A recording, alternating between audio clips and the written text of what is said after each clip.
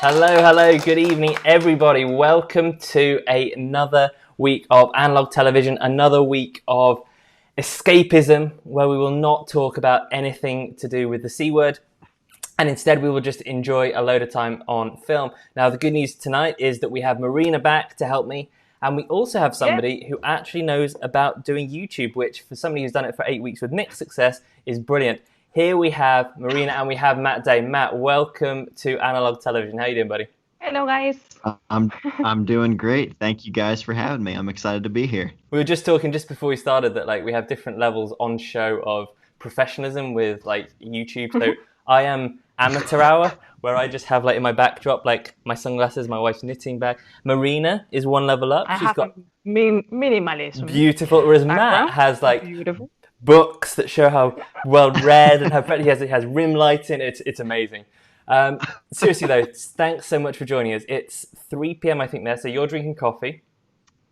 I am, yeah. I once I get home, I'll be probably following your lead there. But yeah, for now it's my I think third Americano of the day. So if I start shaking mid conversation, you have full authority to call people that you need to. No. We'll just start to speak faster as well until eventually people have to slow down the video to understand. The other thing that people might have noticed was when we were doing that, my daughter came in and out of shot a little bit. Bedtime has mixed success as well at the moment, so apologies in advance if there's any other guests come in. I know all too well how that goes. Trust me. And that's true. Actually, that leads very nicely into one of the questions that people had before. Was actually no. Before we go there, let's start real basics. Matt Day, we know you from YouTube. We know you from Instagram. A load of people grew up in film photography, shall we say, watching your videos to learn about different stocks, different cameras. You're known as very approachable, very willing to help people. How did you get to this stage? How did you move into photography and then film photography and then end up as a YouTube film photography star? It has been a lot of twists and turns, and nothing really. No path was set in terms of strategically to do what I'm doing now. I never expected once to be doing what I'm doing now. It's funny, when I first started my YouTube channel, I had been kicking around the idea of making one for about a year before I finally made the first video. And my wife would just constantly tell me to just do it and do it and do it. And she couldn't even be in the house. In you, or because she was fed up of you saying that you'll do it soon? I think it was probably a 50-50 mix of the two, in all honesty. Yeah. Which, hey, if I got 50%, take it, man. Take confidence, I'll take it. Yeah. No, so I started with photography about 16 years ago. I was gifted a little digital point-and-shoot camera, essentially being told to just take photos of what I was doing. My family was kind of preoccupied with my brother at the time. He was in the hospital after an accident working on a farm, and I was kind of just staying with friends and family. And so I didn't see them on a day-to-day basis like I normally would, obviously being a 13-year-old kid. And my aunt and uncle had given me a camera and just said, take a lot of photos, make sure your parents have something that they can see when you do see them, just to kind of keep them up to date. And as soon as I started, I fell in love with it. I always loved messing with old video cameras and stuff like that, the little mini DV tapes, and always really enjoyed that. And so I feel like I just naturally gravitated towards the camera, but it was stills obviously versus video. Before that I wasn't shooting any short films. I was filming friends and I doing jackass type stunts at 12 and 13. So it wasn't any groundbreaking in it's video, an important creative phase. We all went through it, man. It's a chapter you have to take at least once, And so I fell in love with photography, and I wanted to just learn more about it. Everything on the little point and shoot was just that. It was point and shoot, and I knew cameras that I'd used as a kid from my parents. I knew that there was more control and that it just looked different. I knew that it wasn't the same thing that I was getting out of this digital camera. And so I asked my mom what camera she had that I remembered borrowing on vacation and stuff as a kid, and she just said, "Oh, that was an old 35 millimeter camera." I believe it was a K1000. She Hmm. knows it. I remember her saying it was a Pentax, but I don't think she could have told you a single differentiate. You know what I mean? Yeah, Um, and so I jumped on eBay. I looked up 35 millimeter camera, and I found a Minolta XGM, which is still here. Found it for $50 with the body and a 50 millimeter lens, and that was about all of the money I had to my at the time because I was a kid, and so I just bought that and a lot of trial and error. Didn't have a mentor or a class or anything. I wish I would have. YouTube didn't exist at the time, so True. that also would have been really nice.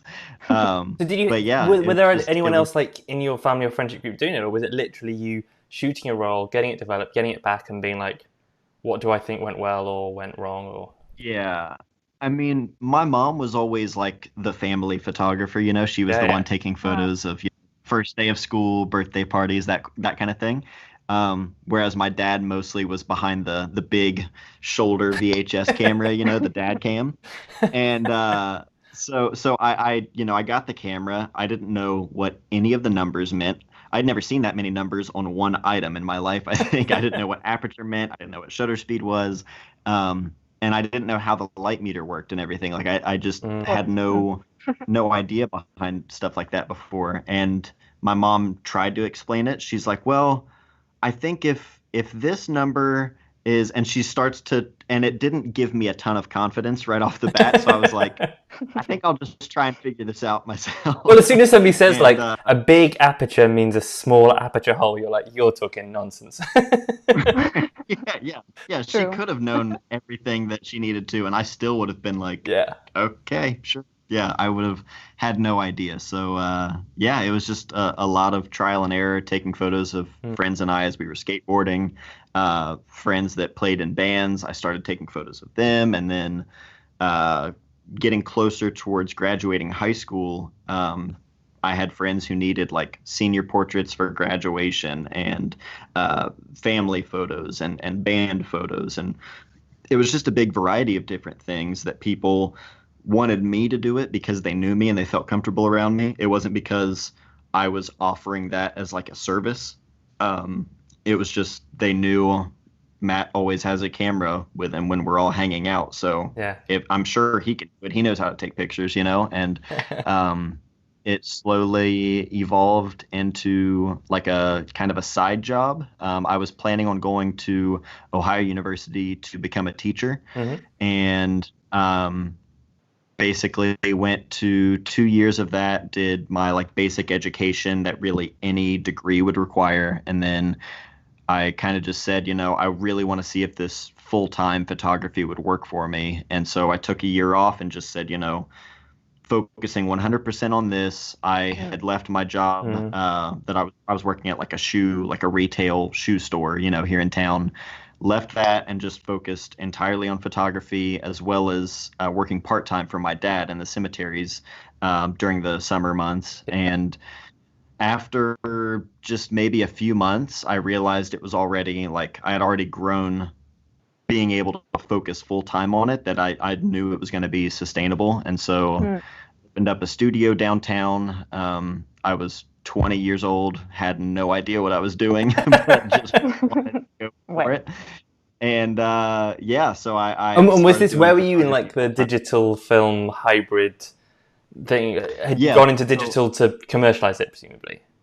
Absolutely, yeah. Yeah. So when I was, I think 17, I got my first DSLR. So everything before that, I always used a little digital point and shoot or my Minolta XGM. But I mean, the camera I carried everywhere was my Minolta, and I had other little film cheap point and shoots that fixed shutter speed, fixed aperture, Yeah. Hmm. just little plastic cameras.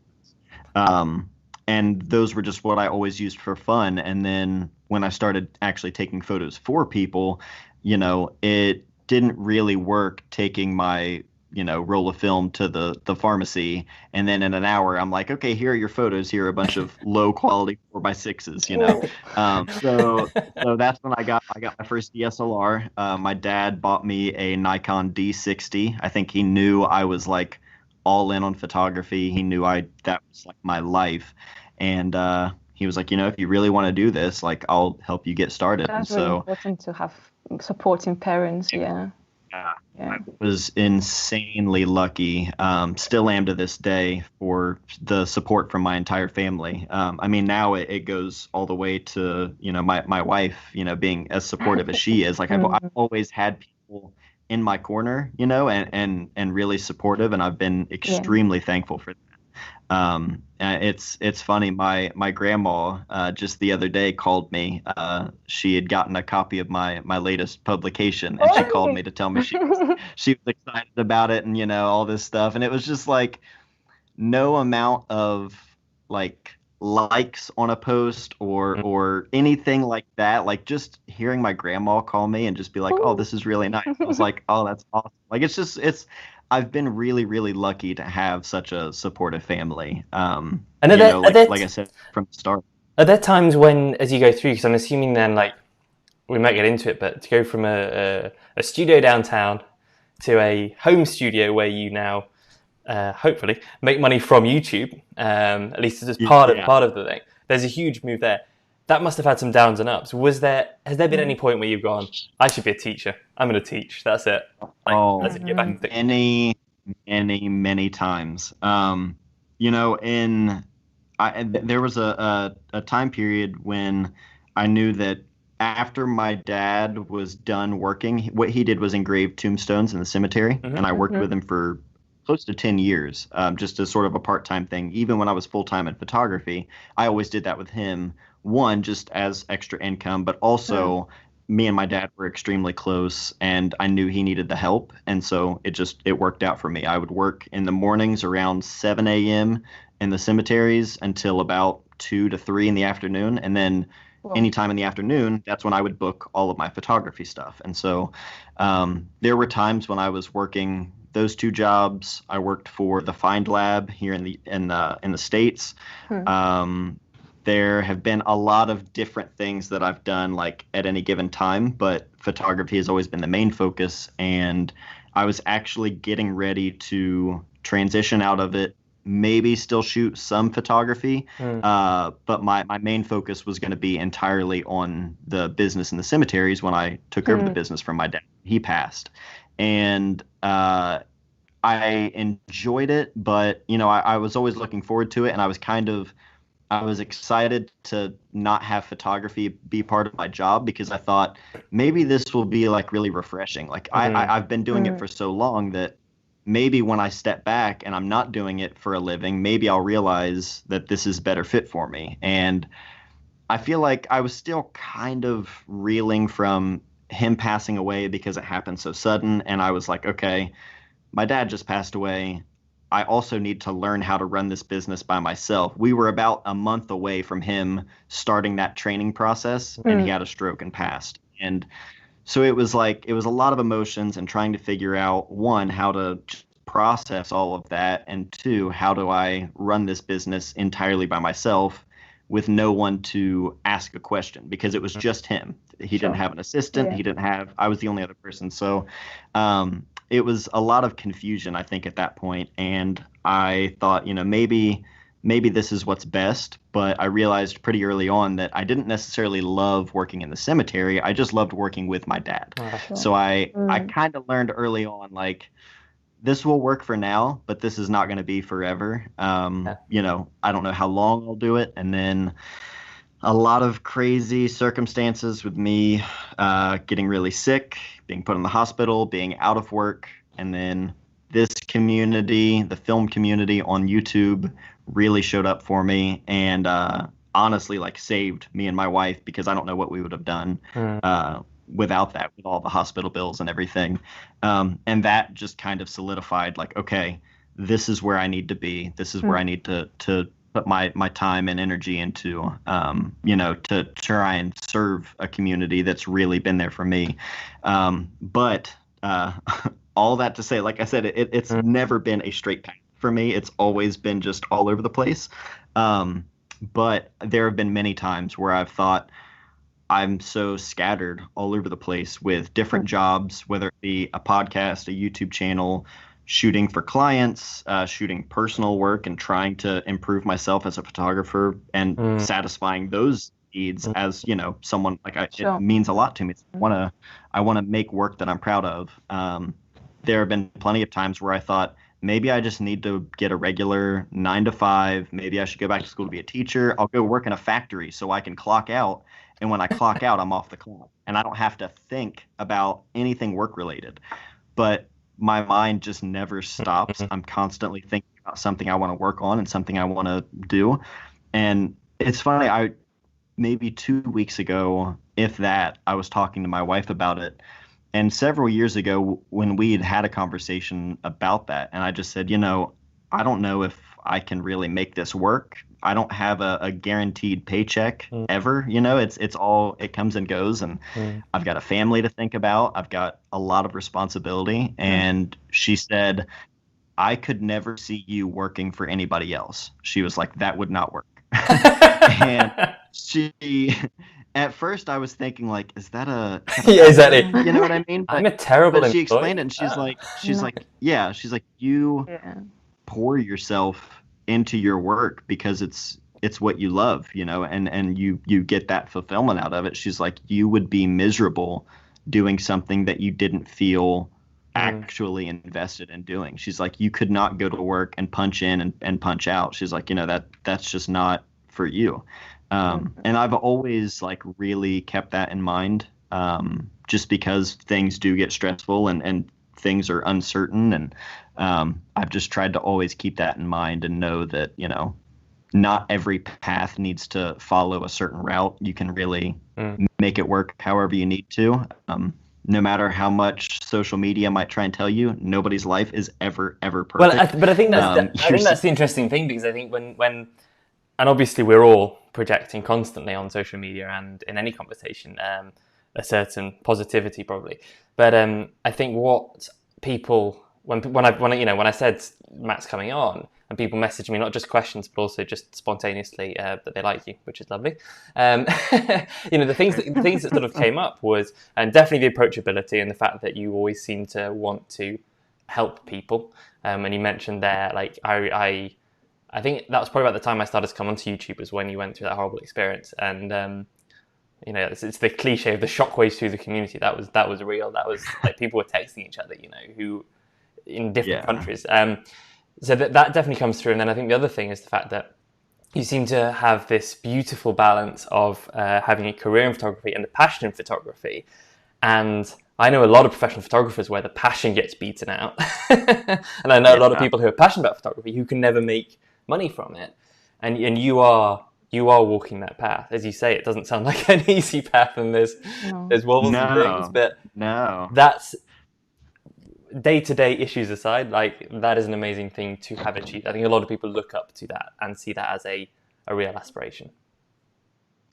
Yeah, I mean, it's definitely challenging, like I said, but I think, I've talked with other photographers that I'm good friends with who do it professionally for a living. They shoot, 40 to 50 weddings a year. I mean, every weekend they are grinding, and it is a lot of work. That is, I never shoot that volume because I'm fortunate enough that I can kind of spread things out where I take on as much, paid work that I want here, and I can also focus on the YouTube channel.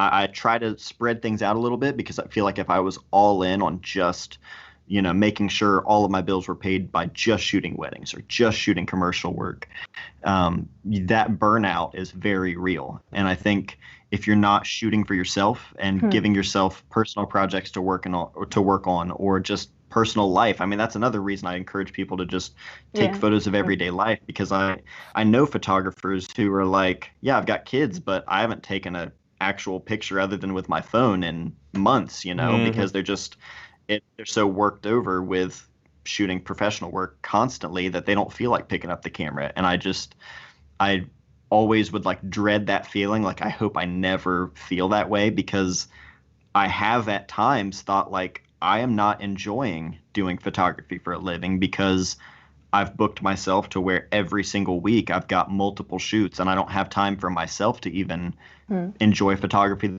way I normally would. So I think there's definitely there needs to be a balance, and as long as you can kind of keep that in check and know that you can still do photography for the reasons that you love it. You don't have to rely on a check Mm. just to pick up your camera. You know what Yeah, I and mean? the But because it is a tricky balance. one of a good friend of mine who actually was the one who lent us the studio when we first started this.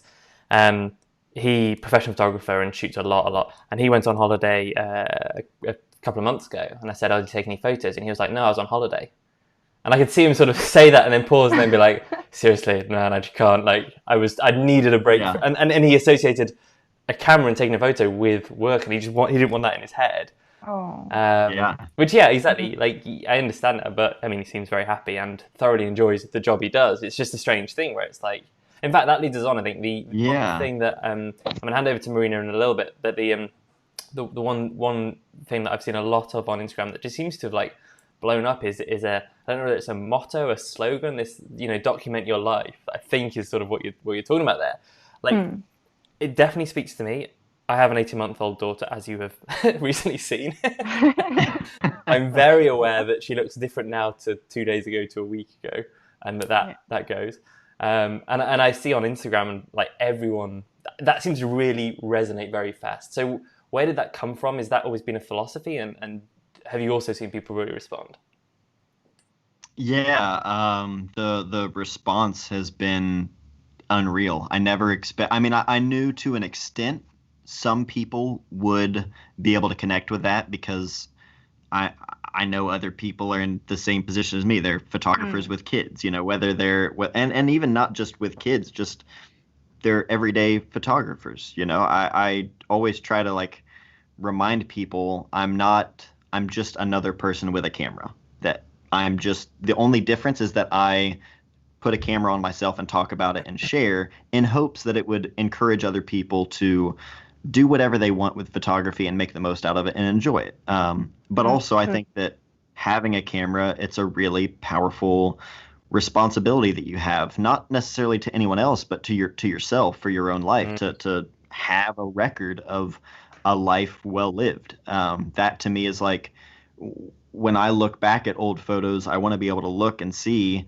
this incredible life that I've been able to live, and not just the highlights. I mean, I'm sure I got a lot of odd looks and people thinking like, what the hell is he doing? But at my dad's funeral, I had my camera with me, and I made photos that day that I didn't look at for a really long time because there was no way I was ready. But it's showing the moments that really stood out to me, whether it be something monumental like that or just my kids running around in the backyard or the way the light looked outside as I was walking that day. And anything that resonates with me, I want to make sure I have it to remember it. And I think a lot of that naturally stems from when I got my first camera at such a stressful time in my family's, life, essentially, with them just saying like, hey, take pictures of everything, like just show, like, essentially document your life. I mean, that was kind of like the first thing I was told. Yeah.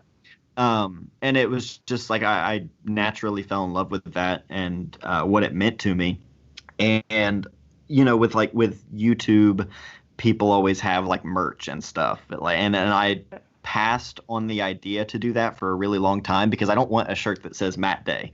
That like, well, it'd be useful even in lost property, surely. Like that's my shirt. I know that. Exactly. Yeah. Like, if I were to walk into a place and someone had a shirt on that said my name, I would just probably get really red in the face and like turn around and walk away because it's just I'm not that kind of person.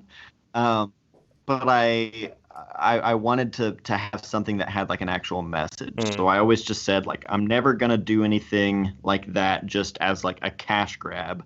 I want it to have some kind of meaning behind it, something I believe in. And at first I was just gonna have like something, just a plain simple shirt that just said like photograph what you love or photograph your life or something like that. And then I thought like, well, maybe it's not just photography. It can apply to anything, however you choose to do it. It's more about just documenting it, whether that's writing, video, photo, anything, illustration. I mean, there's so many different things you could do, but I had the idea. I was like, I would wear that. And if that's like all it takes, like I would not wear a shirt with my own name on it. Just not gonna do that. But a shirt that just said document your life, like, yeah, that's a message I believe in. I subscribe to that. I would wear that. And my friend Kelsey, she's a barista at the coffee shop. Or she actually just left because she's going full time doing her illustration and design work, which is awesome. Super excited for her. She's incredibly talented, and she knows me well just from shooting photos for the shop. And I went to her. I was like, I want this on a shirt. Do whatever you want. You know me well enough that you know what I like and my kind of like style of things. So just run with it. I trust your instincts. And then literally the next day, she had a full sheet of like multiple graphics, different color variations, all kinds of stuff. And was like, here's all the files you need for print, for web, for all this stuff. I mean, she killed it. And I was like, okay, perfect. So I just wanted to put that on shirts and hats and stuff. And yeah, the response to it like blew my mind, but it was also like really exciting because I saw that other people felt the same way, and other people were reaching out saying like, I never took photos of everyday life. I just didn't see it as important enough, or the cost of the film. You know what I mean? Sure. Yeah. But it was just it kind of blew my mind to see the response that it had so that's far. A beautiful message, and I hadn't really made the link with back to, as you say, when you first got the camera and were told effectively that, whereas so many of us are given our first camera and told, it's for big moments or great photos, and you almost feel a pressure that the output is the most important thing, whereas it sounds much more like being present, being part of life. Yeah, like I don't want. I don't know. I don't want other people to. I guess maybe it's not. I don't expect people to see my photos of everyday life and be moved by it because it's my life and I have a lot closer attachment to it than other people do. But what I do want is for other people to be able to have their own photos and feel the same way about their photos that I feel about mine. Not that they are the best technical and just incredible photos. I just want photos that mean a lot to me, whether it be something big or small. Well, I think I think that's a lovely thing to say. I think you definitely do inspire people. I mean, yes, you do. I have a small child. Your family is very photogenic, and there are some gorgeous photos of them running around, and that definitely makes me want to carry a film camera around more. So I think there is always that balance. I think the fact that you, as you say, you do very clearly live it. So then buying a t-shirt. By the way, it has to be said, someone's Rachel Brewster Wright's written a comment that says, "This is where we zoom out and find out that Paul and Marina are both wearing Matt Day t-shirts," which we could definitely have done. Been like, this is awkward. We've got your presents. Matt, look. Exactly. Sadly not. But no, I think that's definitely true. So Marina, before we jump into the quiz side, like obviously. You're plotting your own career path that includes taking photos and film photography along with a day job. How much do you feel like what Matt's saying like rings true for you at the moment? Yeah, I mean, you know what? I do, I feel the same. Like even now, for example, like, we are in this situation and even going to the supermarket for me is a great opportunity to take my point and shoot camera and even taking photos of what I'm purchasing, which is good, because you look through what those moments has been. So yeah, which is I think is quite important to do. And as we were talking about documenting our life, what about people that say, look, sometimes could be like so negative, like there's a moment certainly to put down your camera. So what would you say about that? That's something that a lot of people ask because I think they are afraid of it taking them out of the moment too much. And I think to an extent I feel like it comes down to the person because I totally see the risk of that. I feel like if you're complicating things too much, then it definitely can. If I were chasing my kids around with 3 or 4 different cameras and I've got Porsche 800 here and Ilford HP5 pushed to 1600, but then Ektar 100 in case the sun comes out, it would be a nightmare. Yeah, exactly. It would be too much. But one camera, one film stock, one lens, if I always have that camera with me and and it's what I shoot more than anything, I don't even have to think about the exposure or the focus or where I need to be to get the shot. It's so much more instinctual. And when I'm actually looking through the viewfinder, I'm paying like closer attention to all of the little details, things that stand out to me. Like if I were taking photos of my wife, I'm looking for things that to me stand out about her, like things that I think of when I think of her. And when I see photos of my kids as it's like happening in front of me, I'm looking for those things that kind of add to their character, like their personality, things that they do.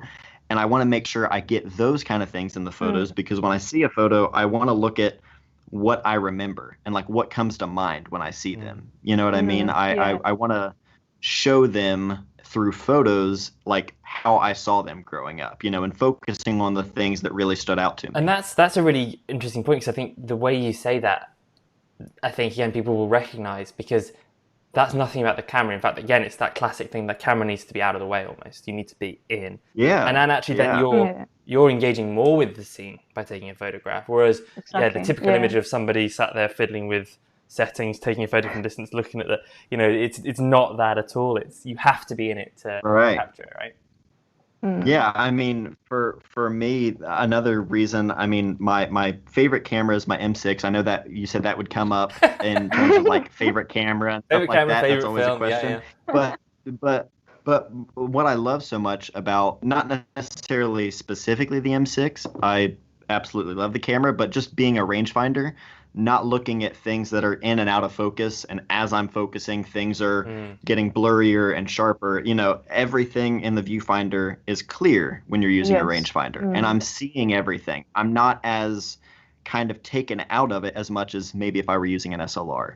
And I mean, it's to the point now, especially with my kids, I like to get really close with them and like crouch down at their level.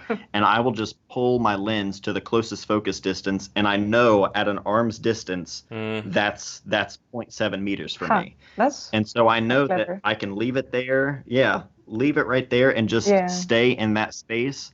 And I'm not constantly focusing back and forth. I already know this is the distance I need to be to get nice and close with them. And it just, like I said, the more you do it, especially if you just keep things simple with one system. I mean, I like a variety of different cameras, and I think they all have their own use. But for daily life, if you have something that you shoot with a lot for years, I'm going on 7 years now with this camera and a 35 millimeter lens, and it's like second nature to me at this point. That understanding of zone focusing on that sense, getting a lens as well as a camera, actually that's a good point, that you just understand. You know where the drop off is, you know where the sweet spot is, and then it can get out of the way, and that's why you know, I think that's the constant love of anything that's aperture, automatic exposure or anything like that is within a means, knowing that. All right then, Marina, I think it's time we find out how well Matt Day knows Matt Day. So give me a second. No, one of the as Matt I warned you beforehand. No, that's fine, Marina. You go and get dressed. Yep. Is that we would test you on how well you know well, traditionally we do the business or the brand. So Marina spent the afternoon researching your old videos, old posts. The other part is that as quiz master, she needs to wear a jacket, which I assume is what she's going for now. There we go. Look at that. It's that tweed. Excellent. So what I'm going to do is I'm going to fade gently into the background. I'm meant to be counting, I'm sure, but I might just go and refill my drink. Marina, quiz master, quiz mistress. Can you hear us? Are you back? The sound. You're good? in? Perfect. You're good? Go. Can you hear me? Perfect. Sweet. Right. So, well, Matt, this is it. This is our time together here. Okay, don't worry. I had a little bit of merciful. So, we are doing normally here on YouTube Live how well you know, and this time it's going to be how well you think you know Matt Day. So, Matt Day, how well you think you know yourself? So it's just going to be 5 questions. All right. Okay. Right. So, what was the first camera that you review on your YouTube channel? That would be this one right here. And I've always known this was the first one that I did a video on. But actually, we are coming up on, let's see, what day is it? It's the 21st. So in 10 days, I will have an updated video on the M6. Oh, really? Just yes, to sort of celebrate 6 years of the YouTube channel, since this was my first video that I put up on there in terms of like a full-on review. I'm really hoping that there was yeah. like some 110 camera you did beforehand. Marina, is that the right answer there? It is the right answer. Oh. Well, Matt. So I think it's a little bit difficult. Let's say. Yeah. So, you and your family, you went to a trip to Florida to shoot your cousin's wedding. Remember? And on the way, you stopped at Savannah's, which you really enjoy about Savannah's.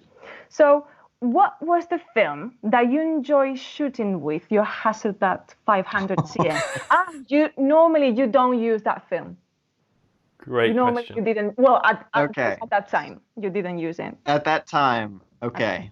If I remember correctly, I know Nora was about 6 months old at the time. That was her first trip to Florida, and I remember shooting photos of her and Molly there in the Hasselblad. And I remember specifically they have these like mossy kind of trees there, and shooting those with Fuji 400H because of the greens. I think so. Yes, Yes, you will never answer that. Yep, correct. Good. Right, so the third question is, what were you shooting on your first video, which explained how to shoot film on a studio? Oh. What was the photo shoot about? I know we were taking photos of Molly when she was pregnant with Nora. They were some maternity-style portraits. And I remember I was shooting with the Hasselblad 500cm and the Pentax 6.7, but I'm trying to remember at the time if I shot it on Tri-X or if I had already switched to HP5. So I don't remember on the film type, because that was around the time that I started to switch over to Ilford, so it could have been Tri-X. I can't remember. I was more about what was the subject, so you already answered. You nailed that. Extra point. Is that extra point, Marina? Extra point, man. Extra point. Wow. Someone says, Stanley Phillips says HP5. It was HP5. Okay, I couldn't remember how soon, like around what time it was. By the way, I'm super impressed that someone has got at least 2 out of 3 right on this. Cheryl Lee was like, it was Molly's maternity shoot. It was with the strobe and the fill light. That's amazing. There we go. Right.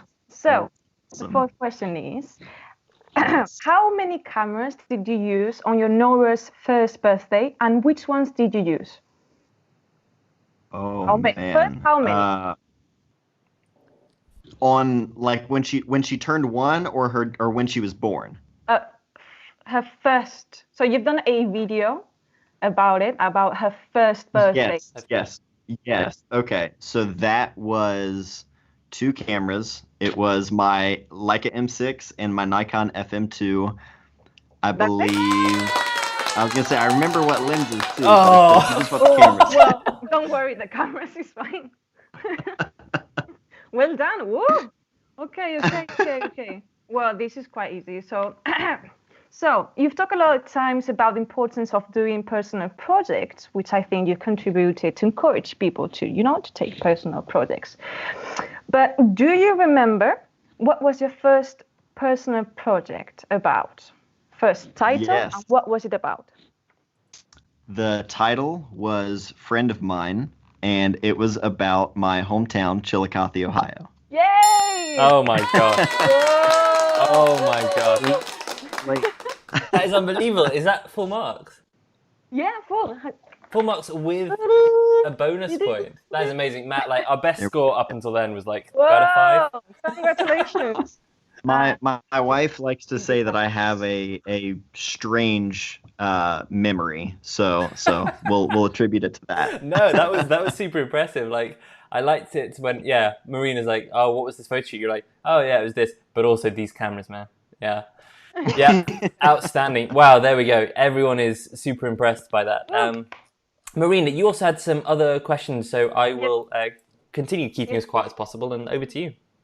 Cool, man. So this is another section of this, which is I call it 4,000 of a second quiz, which basically I'm going to like firing you like questions super rapidly. So this is like quick. All right. Let's see how many questions we can do in a minute. Okay. Right. So salted popcorn or sweet popcorn? Salted popcorn for sure. Okay. Favorite dessert? Neapolitan ice cream. Whoa. First app you use when you wake up? Ooh, probably Instagram, which is really sad, I think. But probably. Don't worry. We're all there, man. We're all there. Yeah. Goofy or regular? Regular. Cool. Last movie you've watched? Oh man, I'm not sure about movie, but me and my wife just finished Dead to Me season 2 on Netflix, which was amazing. So I'll throw that out there. Nice. That counts. Cool. Street or ramp? Street. Street. Nice. Yeah. Choose one camera you take to Mars for one day. To Mars? Yeah, to Mars. I mean, I guess saying a Hasselblad would be too cliche with the whole moon thing, so we're going to go with Leica M6. Excellent. Studio or location? Location. Cool. Have we ever nicknamed one of your cameras? If so, can you tell us what was the nickname? I don't think I have, actually. I know a lot of people do that, and I don't think I've ever given a camera a nickname before. Excellent. Okay. Me neither. What was the worst camera purchase you ever made?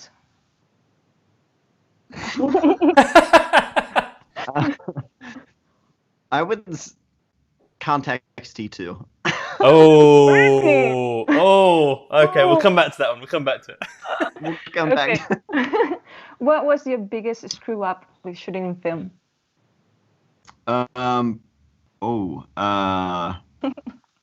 Probably, I don't know if it was necessarily my biggest screw up, but actually, it was when I was first learning how to develop film, and I didn't know you were supposed to dilute the stop bath. So I just poured just complete syrup into my tank and did it. And then when I pulled the film out, I mean, I could hold, like if it was like taking a tape measure and pulling it out and it just being straight and stiff. That's what my roll of film looked like.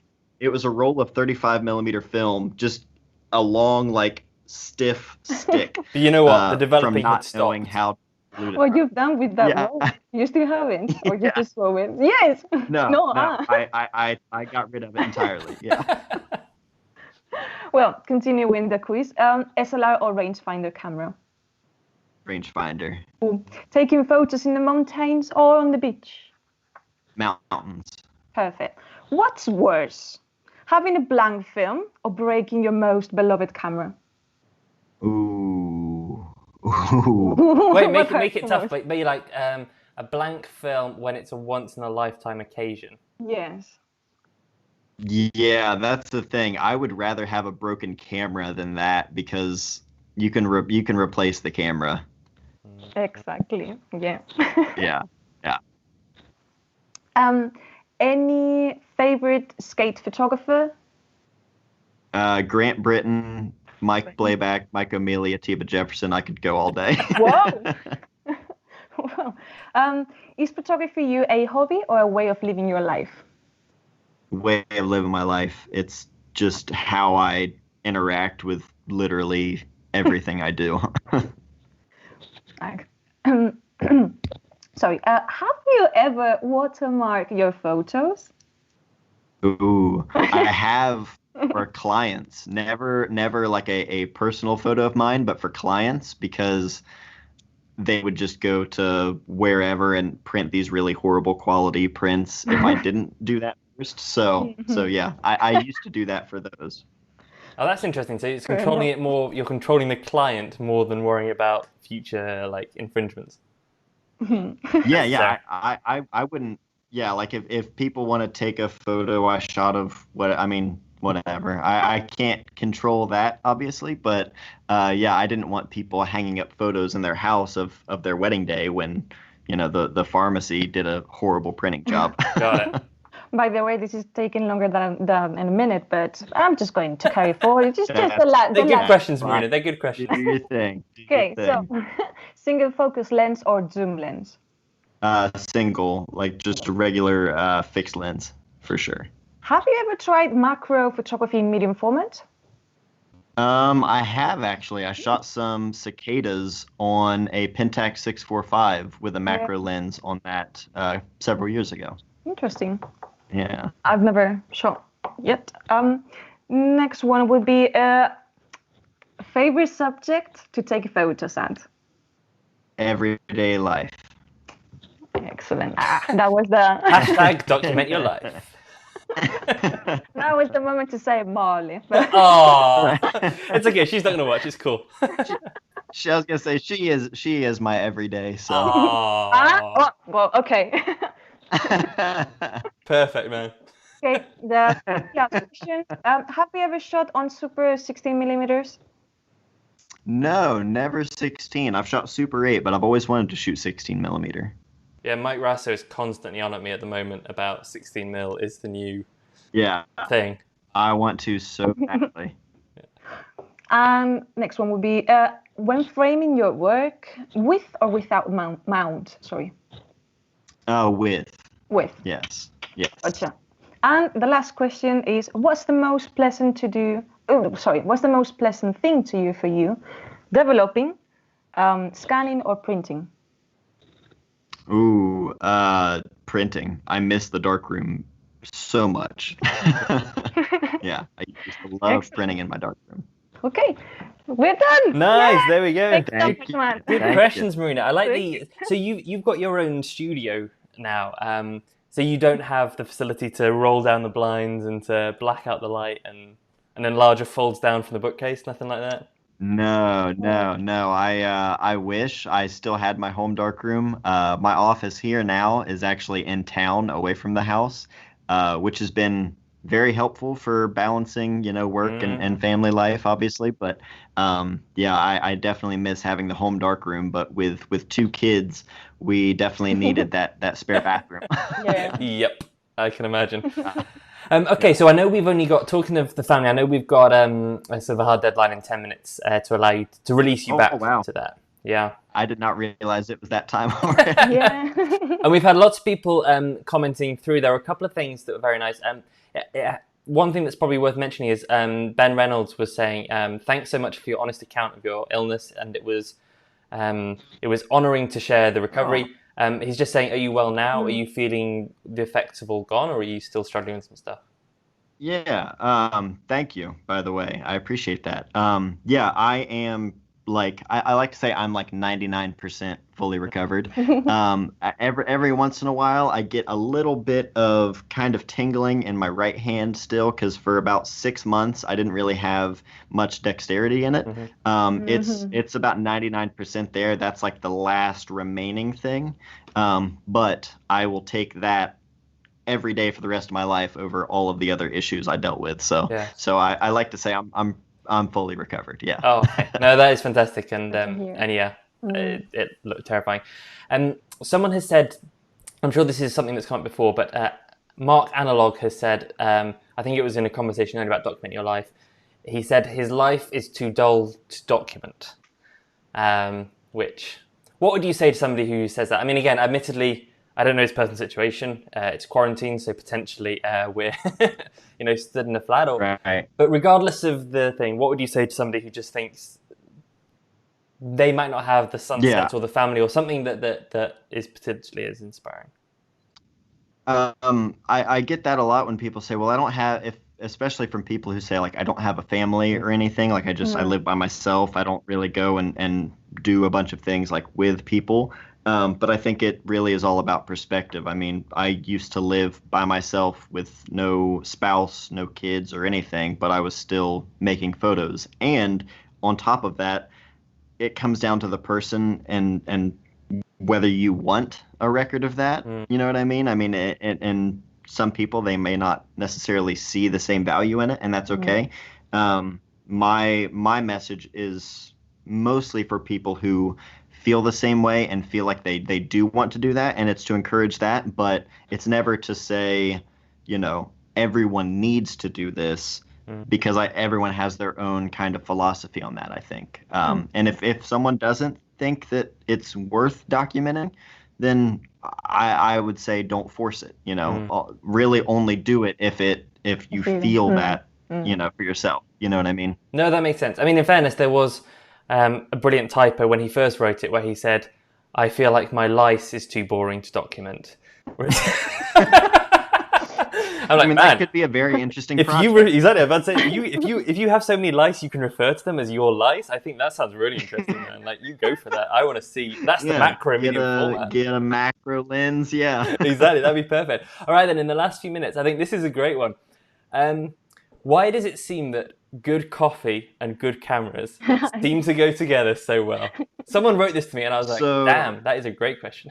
Yes. That is true. For years, I drank just any coffee that you put in front of me, black coffee. I don't care if it's Folgers, Maxwell House, McDonald's, a gas station cup of coffee, whatever. Coffee was coffee to me. It wasn't until Roast Coffee, which is actually the building that my office is in, is at their facility. It wasn't until they moved into town and I met with the owner, and he was like, "Hey, I've seen your photos of Chillicothe. I'd love to get some up on the wall." And I was like, "Yeah, for sure." So I met him at the shop before they opened up, and they were doing some construction in there. And we just started a conversation, and he was asking what kind of coffee I drank, and I was like, "Oh, just black coffee." And he's like, "Well, so do you like like a darker roast, like, Brazil, Ethiopia, and all this stuff?" And I was like, Sure. just black coffee. Yeah. Had no idea, and I was always of the idea that those coffee people, they're just being pretentious. Coffee is coffee. I was very naive to think that, because then I started to actually learn more about it and know what goes into it and actually be able to tell a difference. So now I am one of those people that I used to think was just being a coffee snob.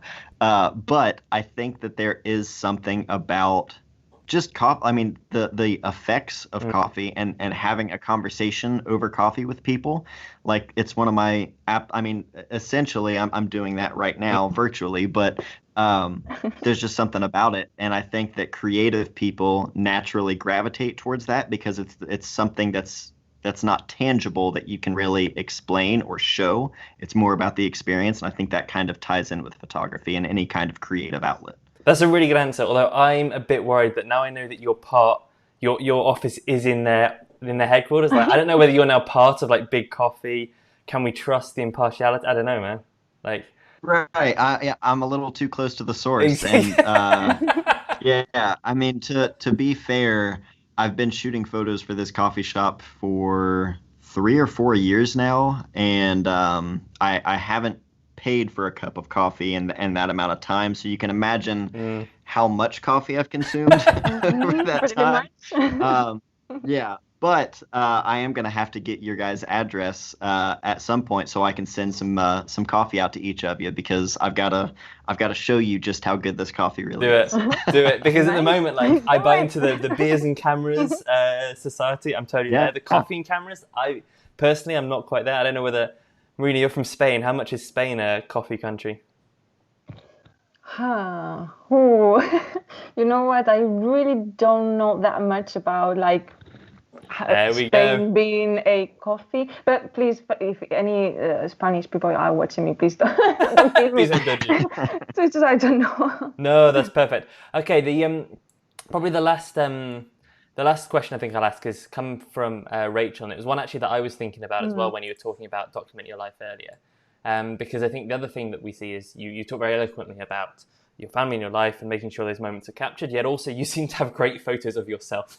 And I think there's a lot of us photographers who come back from a holiday and struggle to prove that they were ever there because they were always there. You always seem to have this good mixture. Is that because, does Molly take photos, or do other people, your friends, subscribe to the same philosophy? How do you end up being part of other people's lives and documentation as Yeah, well as doing it yourself? I've I've been lucky that my wife, I mean, she shoots weddings with me as well, and ever since the kids, as they've gotten older, she's taken less photos because Mm. being mama bear, there's always at least one kid clinging to her. Um, so there's that element, and she does take photos of me, but also I have a lot of friends who I've actually gotten into photography, like just from the very start, and then other friends who maybe have already been photographers, but now they shoot more everyday life of their friends and stuff like that, and not just for a job or anything like that. And then even, at times, if I can include myself in a reflection or a shadow or anything like that, just to more for like a little bit of humor in there, like Dad's here too. He's just, I'm here. Exactly. yeah, exactly. Every So stuff with the I try to M6, do just that like when I see the selfie. opportunity. Yeah. Yeah, yeah, exactly. And that's another one too with the M6. There, a lot of photos of me and my kids are taken either in the mirror where I'm holding one of the kids, or again, rack focus to zero point 0.7 meters, hold it out, and there we go. And I know that me and the kids are going to be in focus. So No, that's perfect. Well, thank you so much. We're pretty much bob on 9 o'clock here, which I think was when we said we would release you back to your wonderful family. Was there anything that you wanted to talk about that we haven't covered, or anything you want to shamelessly plug? Your Matt Day t-shirts, for example. Anything else? if people are interested, they can go to my YouTube channel. If you just search up Matt Day on YouTube, you'll find it. And then my website is mattdayphoto.com if they're interested in any of the document your life stuff there. Obviously, do not feel pressured. I that the whole the salesy pitch kind of thing. That's not my thing. But all right, wait. Hang on a if you second, guys Sarah. are It's okay. I did sales for a long time. I'll do it. Matt Day is fantastic. If you're interested in learning more or being inspired, then his YouTube is incredible. Hundreds of thousands of subscribers. Instagram, oh my God. The photos you take and the stories, that document your life, I think. And again, we all know you won't take photos of those crappy days when you just can't be bothered. And we know there is a positive, but the positive looks freaking amazing and it's more frequent. It's definitely, as I say, it has definitely inspired me. So I will shamelessly plug Matt Day on YouTube and Instagram for sure. Marina, any final questions? Any final thoughts? Yes, it's because we haven't talked about your recent book, The Social Distancing. Ah, good. Yeah, it's just I wanted to mention first of all, it's a really good job, like done in just 30 days, which I think is a really short period of time to do a zine. Very. And is there any projects that you're willing to do soon? Anything that you're going to do later? Yeah, I actually have another project that I'm basically doing a second edition of my first project, Friend of Mine, which we talked about earlier, just to sort of make the changes that have haunted me for years since doing that. It was my first one, and I just wanted to get something out there because I had all these photos over a couple of years of shooting for it. And now I want to again just present it better, because at the time the self-publishing options were not what they are today. Yeah. And so that is in the works. It should be available very soon. I have the first proof copy coming in the mail, hopefully in the next week. But I also have two other projects that I'm in the process of starting to shoot for one, and then the other one is kind of in the early planning stages.